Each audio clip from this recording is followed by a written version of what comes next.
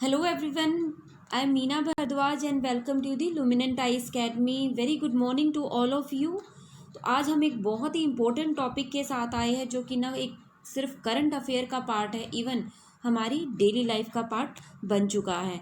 तो जैसा कि हम सब जानते हैं कि पूरा भारत ही नहीं पूरा विश्व कोरोना वायरस की चपेट में है। कोविड-19 का कितना असर है हमारे ऊपर वो हम सब जानते हैं। तो उस कोविड-19 से छुटकारा पाने के लिए ना सिर्फ हमारे डॉक्टर, रिसर्चर, इवन हमारे साइंटिस्ट तक ट्रीटमेंट कर रहे हैं, एक्सपेरिमेंट्स कर रहे हैं, रिसर्च कर रहे हैं। तो प्लाज्मा थेरेपी एक उसी रिसर्च या उसी एक्सपेरिमेंट का पार्ट है। तो आइए समझते हैं कि प्लाज्मा थेरेपी आखिर है क्या। तो प्लाज्मा थेरेपी के बारे में मैं बात करूं उससे पहले मैं आपको बताना चाहूँगी कि इससे पहले भी कुछ एक्सपेरिमेंट्स किए गए हैं जिसमें से हाइड्रोक्सी क्लोरोक्विन जो कि मलेरिया के लिए मेडिसिन यूज़ की जाती थी उसे भी कोविड-19 या कोरोना के लिए यूज़ करके देखा गया है, लेकिन वो एक्सपेरिमेंटल स्टेज पर ही रही है। तो उसे भी एक तरह से पूरी तरह से अप्रूव नहीं किया गया है। इसी हम जानते हैं कि WHO यानी विश्व स्वास्थ्य संगठन या वर्ल्ड हेल्थ ऑर्गेनाइजेशन इसे अप्रूव करता है। उसके बाद उनकी कंट्रीज़ या हम अपनी कंट्री की बात करें तो ICMR यानी Indian council of medical research उसे अप्रूव करते हैं और उसके बाद ही कोई एक्सपेरिमेंट किया जाता है।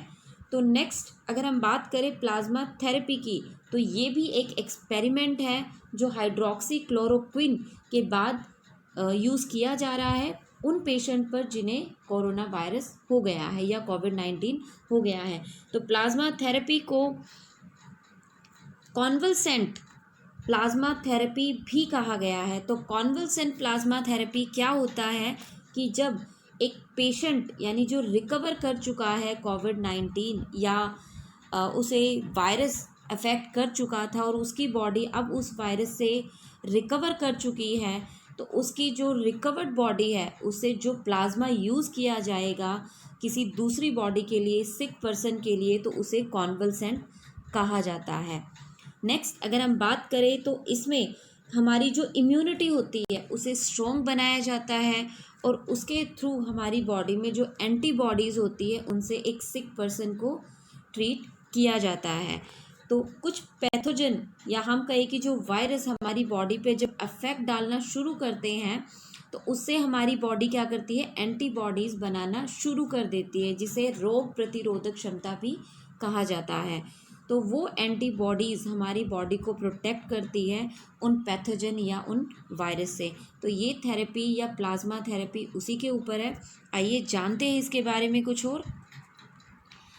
नेक्स्ट अगर हम बात करें तो ये न्यूज़ में बनी हुई है। न्यूज़ में कोरोना वायरस तो एक रीज़न है ही, साथ में ये एक ऐसा ट्रीटमेंट नहीं है जो कि पहली बार यूज़ किया जा रहा है।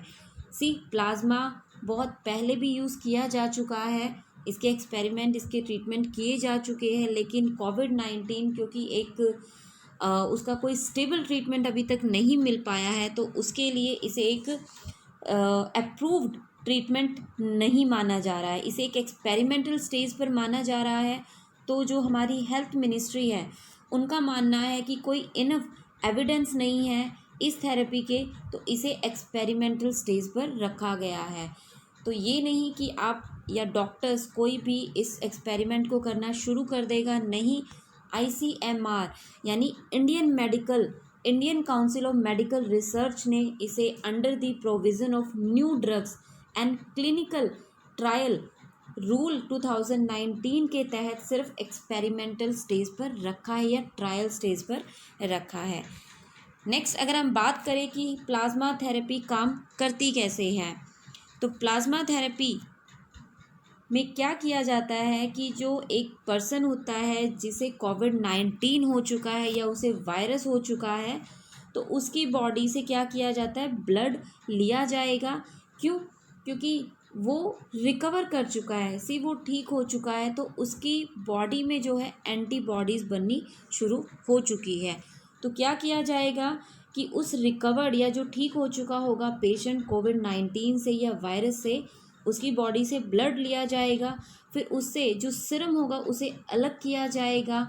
सीरम प्लाज्मा ही होता है, सिर्फ इतना सा डिफरेंस होता है कि जो प्लाज्मा होता है उसमें ब्लड क्लोटिंग एजेंट होते हैं, जबकि जो सीरम होता है उसमें ब्लड क्लोटिंग के जो एजेंट होते हैं वो नहीं होते हैं। ओके, तो सीरम जो होगा उसे ब्लड से अलग किया जाएगा, उसकी स्क्रीनिंग की जाएगी, टेस्टिंग की जाएगी, एंड फिर उसे जो वायरस होगा उसे न्यूट्रलाइज करने के लिए इसे यूज़ किया जाएगा, यानी उस वायरस को ख़त्म करने के लिए इस एंटीबॉडीज़ को यूज़ किया जाएगा। नेक्स्ट अगर हम बात करें तो जो कॉन्वलसेंट होता है वो काफ़ी रिच होता है एंटीबॉडीज़ में। जो यहाँ पे एंटीबॉडीज़ है वो क्या है, एंटीबॉडीज़ एक वाई शेप प्रोटीन प्रोड्यूस करते हैं। जो हमारे प्लाज्मा सेल्स होते हैं एक्चुअली वो वाई शेप प्रोटीन प्रोड्यूस करते हैं हमारी इम्यूनिटी सिस्टम में, इम्यून सिस्टम में। और वो जो प्रोटीन सेल्स होते हैं वो उन जो पैथोजन या हम कहें कि जो वायरसेस होते हैं उनको न्यूट्रलाइज करते हैं, उनको ख़त्म करने की कोशिश करते हैं, उनसे वो लड़ते हैं और उन्हें वो हमारी बॉडी से एक तरह से पूरी तरह से ख़त्म करने की कोशिश करते हैं। तो इससे क्या होगा कि जो सिक पर्सन होगा उसे एक पैसिव इम्यूनाइजेशन मिल जाएगा। पैसिव इम्यूनाइजेशन का मतलब है कि एक जो पर्सन ठीक हो चुका होगा उसकी बॉडी से एंटीबॉडीज़ उस पर्सन के लिए यूज़ की जाएंगी, यानी उसकी खुद की बॉडी में नहीं बनना, उसे एक पैसिव इम्यूनाइजेशन कहा जाता है। एक्टिव का मतलब होता है जब खुद हमारी बॉडी में एंटीबॉडीज़ बनती हैं। तो नेक्स्ट अगर हम बात करें इसकी, तो आखिर एंटीबॉडीज़ है क्या, जैसे कि मैंने आपको बताया कि वाई शेप प्रोटीन होते हैं जो कि प्रोड्यूस करते हैं, जो हमारे प्लाज्मा सेल प्रोड्यूस करते हैं हमारी इम्यूनिटी सिस्टम में, ताकि वो हमारे वायरसेस, माइक्रो ऑर्गेनिज्म उनसे लड़ सके, तो उसे हम एंटीबॉडीज़ कहते हैं। नेक्स्ट अगर हम बात करें कि ये एक प्रोटीन ही होते हैं जिसे सेक्रेट या हम कहें हाइड होते हैं ये इम्यूनिटी सेल्स में, इम्यून सेल्स में, और उन इम्यून सेल्स को कहा जाता है बी लिम्फोसाइट।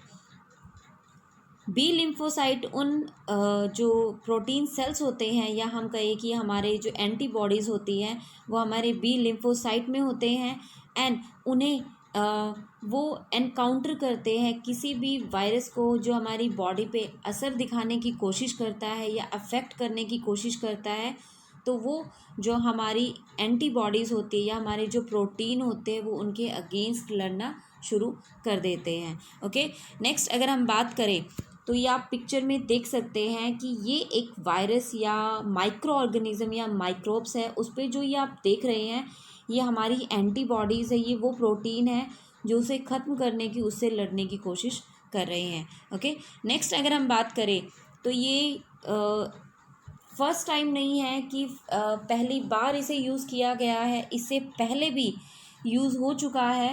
यानी स्पेनिश फ्लू का आपने नाम सुना होगा, स्पेनिश फ्लू जो कि 1918 में बहुत ही कोरोना वायरस की तरह ही बहुत ही ज़बरदस्त एक फ्लू फैला था, तो उसमें भी ये प्लाज्मा थेरेपी यूज़ की जा चुकी है। इसके अलावा अगर हम बात करें तो swine flu H1N1 swine flu influenza में भी इसे यूज़ किया जा चुका है।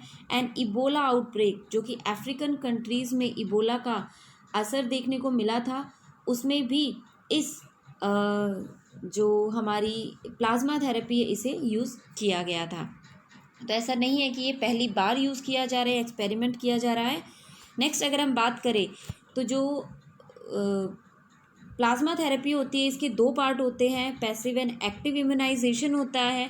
एक्टिव में क्या होता है कि जो हमारी बॉडी होती है वो खुद अपनी बॉडी में एंटीबॉडीज़ बनाती है, एंड पैसिव में क्या होता है कि जो रेडीमेड एंटीबॉडीज़ होती है उन पेशेंट की बॉडी से वो ली जाती है। यानी जब आपकी बॉडी, यानी एक पेशेंट जब रिकवर कर चुका होता है कोरोना वायरस या किसी भी वायरस से, तो उसकी बॉडी में एंटीबॉडीज़ बननी शुरू हो जाती है, तो उसके ब्लड से वो एंटीबॉडीज़ ली जाती हैं और वो एक सिक पर्सन की बॉडीज़ में यूज़ की जाती हैं। नेक्स्ट अगर हम बात करें कि पैसिव और एक्टिव इम्यूनाइजेशन क्या है, तो एक्टिव इम्यूनिटी के भी दो पार्ट हैं, नेचुरल और आर्टिफिशियल। वैसे ही पैसिव के भी नेचुरल एंड आर्टिफिशियल दो पार्ट है। तो अगर हम नेचुरल की बात करें एक्टिव इम्यूनिटी में, तो क्या होता है कि ये हमारी बॉडी के अंदर ही बनते हैं। जब भी हमें कोई बीमारी होती है या कोई वायरस बैक्टीरिया हमारी बॉडी पर असर डालता है, तो हमारी जो रोग प्रतिरोधक क्षमता या एंटीबॉडीज़ है वो बननी शुरू हो जाती है और वो हमें प्रोटेक्ट करती हैं, तो उसे हम नेचुरल कहते हैं। वैक्सीनेशन में क्या होता है कि एक कमज़ोर वायरस बनाया जाता है और उस कमज़ोर वायरस को हमारी बॉडी में डाला जाता है। वो इतना कमज़ोर होता है कि वो हमें बीमार नहीं कर सकता है। तो उससे क्या होता है, जब हमारी बॉडी में एक वायरस आएगा तो हमारे जो एंटीबॉडीज़ होंगी वो बननी शुरू हो जाएंगी और उससे वो हमें प्रोटेक्ट करना शुरू कर देंगी।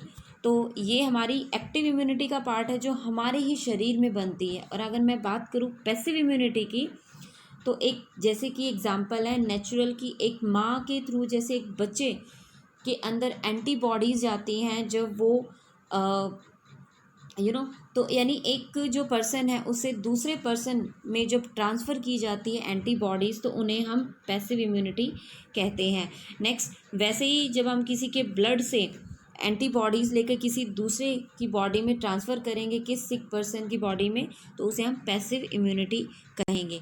नेक्स्ट, अगर हम बात करें जो सीरम थेरेपी या हम कहें नोबल थेरेपी की जो हम बात कर रहे हैं, वो उसमें ये बहुत पहले ही इस पर एक्सपेरिमेंट या हम कहें रिसर्च हो चुकी है। तो 1901 में एमिल एडोल्फ वॉन बेहरिंग एक मेडिकल साइंस में एक न्यू डोमेन लेके आए थे और उन्होंने ये सीरम थेरेपी उस टाइम पे एक्सपेरिमेंट की थी। डिप्थीरिया नामक एक बीमारी थी जो नोज़ और थ्रोट के इन्फेक्शन से रिलेटेड थी, उसमें इस थेरेपी को यूज़ किया गया था। तो उन्हें फर्स्ट नोबेल प्राइज़ दिया गया था मेडिसिन में, उनका नाम था एमिल एडोल्फ वॉन बेहरिंग। इसके अलावा अगर हम बात करें कि प्लाज्मा आखिर है क्या, प्लाज्मा क्या है कि हमारी बॉडी का जो ब्लड पार्ट है, हमारा जो ब्लड है वो कैसे बना हुआ है, उस ब्लड में क्या क्या है। उस ब्लड की अगर हम बात करें तो हमारे ब्लड में जो 41% है, 41% वो है रेड ब्लड सेल्स, 4% जो होते हैं वो white blood cells and platelets हैं। वाइट, या आप यहाँ पे देख सकते हैं कि white blood cells and platelets जो है वो 4% है एंड रेड ब्लड सेल्स जो है वो 41% है। वहीं जो बाकी पार्ट बच गया वो प्लाज्मा होता है जो कि 55% होता है। यानी ब्लड के अलावा जो पार्ट बच जाता है, प्लेटलेट के अलावा जो पार्ट बच जाता है, यानी जो लिक्विड पार्ट बच जाता है, उसे प्लाज्मा कहा जाता है। और इसी प्लाज्मा के थ्रू ये ट्रीटमेंट या एंटीबॉडी जो होती है वो बनाई जाती है। प्लाज्मा ऑलरेडी हमारा वाटर, सॉल्ट या हम कहें कि एंजाइम्स तो कंटेन करता ही है, इसके साथ ही उसमें बहुत सारी एंटीबॉडीज़ होती है। तो उन्हें हेल्थ केयर जो प्रोवाइडर होते हैं या डॉक्टर्स जो होते हैं उनको सेपरेट करते हैं एंड उन्हें हमारी बॉडी के लिए यूज़ किया जाता है, यानी हमारी बॉडी की एंटीबॉडीज़ बढ़ाने के लिए उन्हें यूज़ किया जाता है।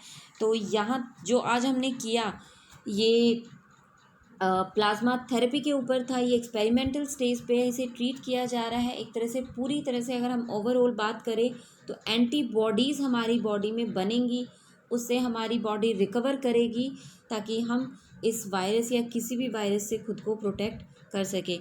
तो ये इसी के ऊपर थी। आई होप कि आपको अच्छी लगी होगी, आपको समझ आई होगी। ओके, सो अगर लगी है तो please like the video, subscribe the channel and press the notification bell icon. Okay, thank you so much.